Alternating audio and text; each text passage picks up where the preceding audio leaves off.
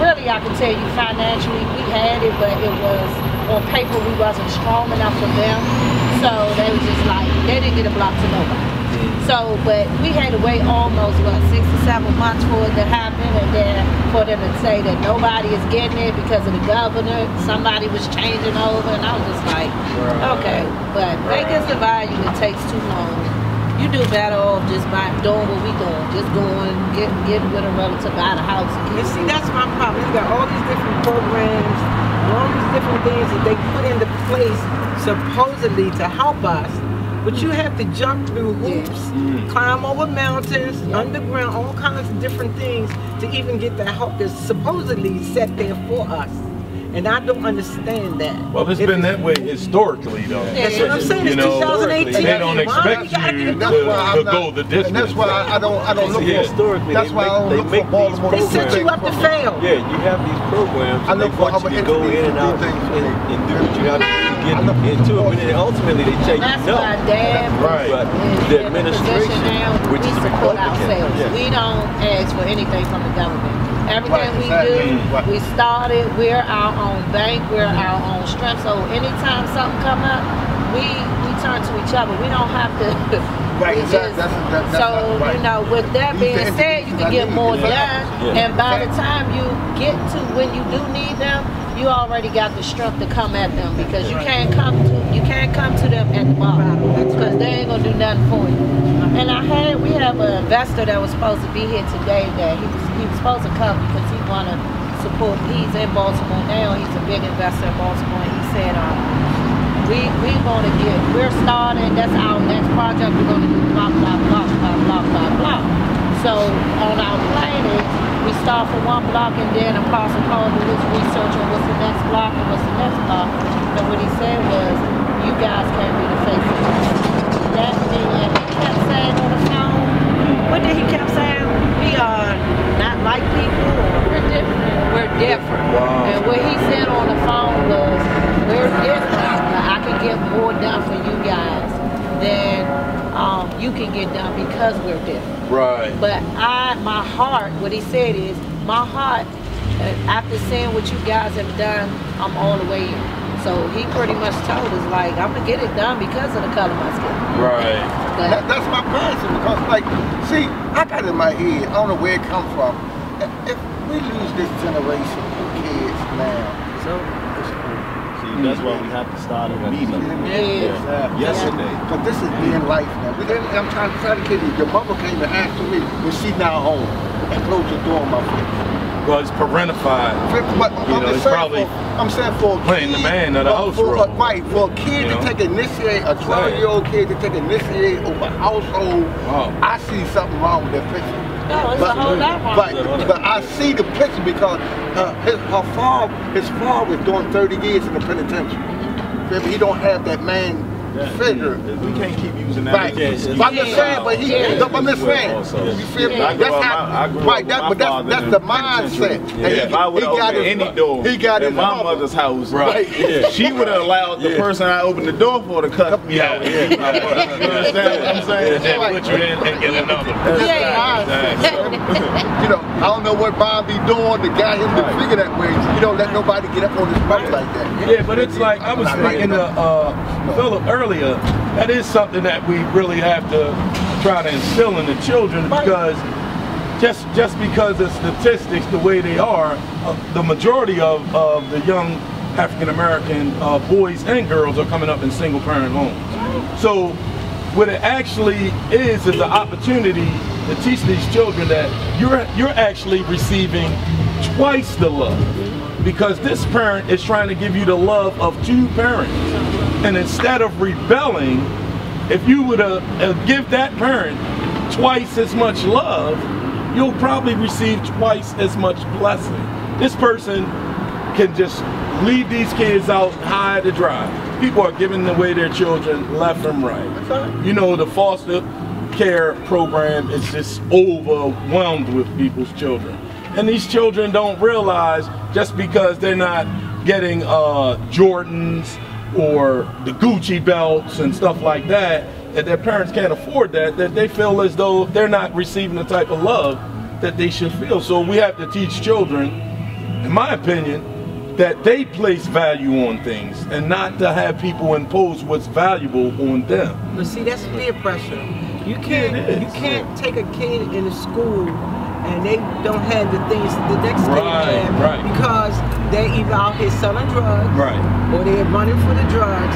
And this poor kid see that. They're not going to get into it because their mom won't allow them to do that. So meanwhile, they have to stay over here. They get feel peer pressure. They don't want to work in school. It's really not easy to be a kid these days. I'm telling you. I've been with these kids every single day. That's why I don't care. I spend my last dime for these kids because they have such a hard time. They have kids that get beat up in school, that bullies, and when you look at the real bully, he's hurting more than what he's doing. That's why he's absolutely. But they won't want to find out what the real scenario is wrong with the kid before they label them. Oh yeah, and medicate them. And medicate them. Absolutely. Oh yeah, with the children. Start programs for them. What happened to PAL program or little things after school? They won't. Teachers don't take time out to really look at their children and they're teaching, and the children are fighting behind them. And when they turn around, it's a full-blown fight. Okay, now you can't break it up because you can't touch your kid. They call the school police. The school police come down there. They can't break it up because you can't touch your kid. So then you in a catch-22 because now they're going to say, well, why didn't you break it up? Make your mind up. So we have to go back to the basics. We keep you know, it's just going in a circle, basically. Nobody won't stand their ground and make the rules and regulations stand. Nobody knows the rules and regulations. And if they do know, they're afraid to say. So as far as the community associations, like you were talking about earlier, like Bel Air Edison, up in that community, and you guys are like work in collaboration with them. What about other communities? No, Bel Air Edison, I'm not correct. You have connection to those every time, but every time the hood do something, I have everybody from Baltimore City engaging in it. And you just witnessed what just happened. And all these people came. You got the governor. They're running for this and running for that. Right. All these people. But my issue, every time I see one of these guys, I'm at a point where I'll be patting pockets every time somebody comes around me that's a political leader. Man, you need to write a check or put the check in the mail. You come out here and you say you supported what we act like. I have a sister now, she begging for $6. Christine Flower. She run around begging for $6 to help the homeless. And for $6, that's a whole lot of money if you got 5,000 people following you, if you add it up. But I don't see that. I don't see that at all. Yeah, well, it goes back to what Phil said when you just said that. See, the money is there. That's the problem that most people don't want to address. As black people, the money is there. But guess what? If I ask this person and that person to donate to a cause, if a face looks like mine, everybody wants to know where that money is going. But if I look at a pay stub and it says FICA and they take $70 this week, $49 the following week, nobody questions that. But like I say, but they're going to run behind that $4 or $5 that you donate to a foundation regularly. But if I got somebody traveling, and I'm not sure, well, DC is like 30-something, 20-something miles from Baltimore. Yeah, 45. I got somebody traveling 45 miles to come up a highway, to participate in something that I do in a park. And people that look like you. I thank you twice, I thank you 3 times for doing an initiative when I got people living right around the corner. Baltimore City representative. Wow, that's real. That's real. That's real. And these are people that I would love to support and cater to anything these people try to do because they support our community. That's my president. That's my president. That's our youth council president. That's the president of our youth council right there. Come on in, sweetie. Oh, okay. Come on in. Hello. Hello. How you doing? You want to introduce yourself? You want to sit down? Introduce yourself? They were definitely having conversations about you. You guys. Introduce yourself.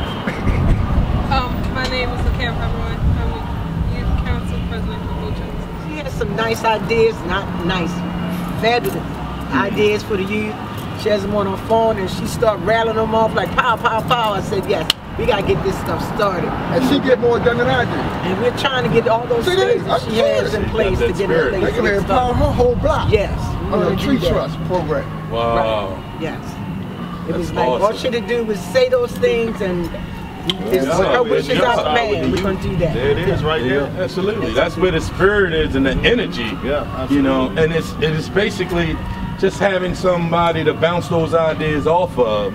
People actually listening to them. You know, instead of always telling the youth what they need to do, sometimes we just need to listen to them too. Right. They know they could see a lot further than we can as far as the future goes, and more than likely have further to go than we do. Do you want to say some of the things you have in mind to do? Just on the top of your head? Some things are like starting a garden in the park, just so the kids could get used to like gardening or agriculture, just learning a healthy life because everybody around here isn't able to go to like giants and stuff and get currents and stuff. That's awesome. Did you hear that? Did you get that? That is way awesome. And another one was like for the kids that have good grades in school, just for like incentives for them having good grades, like taking them on trips and stuff. Wow. Wow. Get them a little motivation. Right. Absolutely. Those incentives. Kids love rewards. Yeah. Absolutely. One more thing you got in your head? She's got a lot of stuff. That's awesome. Tutoring. Yeah. Tutoring. Because that child doesn't have somebody at their house that can help them. Yes. Yeah, so basically like after school homework programs and stuff like that. That's why we need that record so bad so we Absolutely. can start these things going on. And do they on the park bench. That's awesome. You definitely got it, you know. Could you say your name again? My name is LaCara Pepperoni. LaCara Hebron. Yeah, I'm looking to hear some more LaCara Hebron, you know, coming up. That's awesome. It is. That's what we need. That's what we need. More youth like you that are not selfish and thinking about the community as a whole. Because nobody can make it on their own. How you think out of school? What you is in school? You're a scholar? Scholar. Yes, he is. Can't you tell? She goes to Polytech. Oh, okay. Yes. You're a poly student? Yes. Awesome, Yes. awesome. No Western, huh? No Western. Good, good. Hold on, Mr. Phil, you want to share something else about what you guys are into? Because Miss Anita, you guys just coming up, but not with your arms swinging, you know what I mean? Just bearing gifts and ready to pour into this community and everything. That's awesome, you know? Like I said before, we're out here into the community. We just plan on helping the community. We're not just out here just throwing things out here. We're a part of it and plan on doing for the community. Absolutely. But you guys, we wanna thank everybody. But I'm really glad to meet everybody out here today because I can't stand people that are just self-centered, you know, and that's why the communities look like it is. You know, all of us come up at a point, at one time, used to be a doctor that lived next door, and the lawyer lived around the corner, and stuff like that. And if people don't stop going to college, getting those degrees, and moving away from the community, and never giving back, then that's going to be every kid's dream. It's just to leave their community, and they're going to all look like this. Right. You know, so hopefully we can have more Miss Hebrons out there that want to build up where they live. You know what I mean? Right. All right. Thank you again. Good. All right. Appreciate you guys. Oh, no. Yeah, it's cold, right? I got it. Take it back in court.